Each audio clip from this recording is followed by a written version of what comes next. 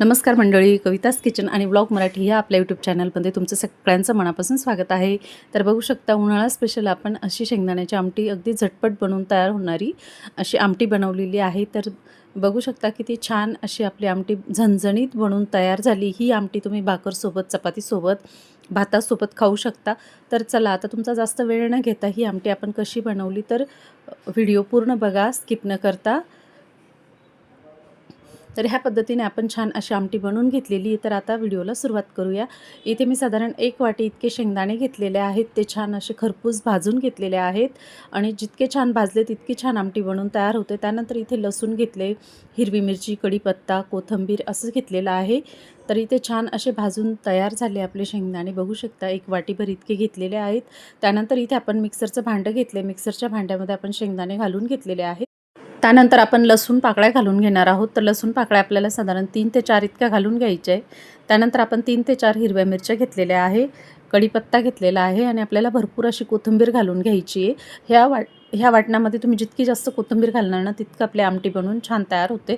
त्यानंतर आता आपण हे मिक्सरला फिरवून घेणार आहोत। आता इथे थोडंसं जाडं-भरडं झाल्यावर आपण इथे अगदी थोडंसं पाणी घालून छान असं पुन्हा फिरवून घेणार आहोत। त्यानंतर इथे कढई घेतली, मी कढई छान अशी तापू दिलेली आहे। त्यानंतर आपण याच्यामध्ये तेल घालून घेणार आहोत। साधारण 1 चमचा इतकं तेल घालून घेतलेलं आहे मी, कारण शेंगदाण्यामध्ये तेल असतं त्याच्यामुळे आपल्याला तेल थोडंसं कमीच घालायचं आहे। त्यानंतर तेल छान गरम झाल्यानंतर आपण इथे चमचाभर इतकं जिरं घालून घेणार आहोत आणि जिरं छान तडतडलं की मग ह्याच्यात आपल्याला हळद घालून घ्यायची आहे। तर छान असं ह्या पद्धतीने छान अशी आमटी बनवून तयार होते, अगदी झटपट बनते, अगदी 5 मिनिटात।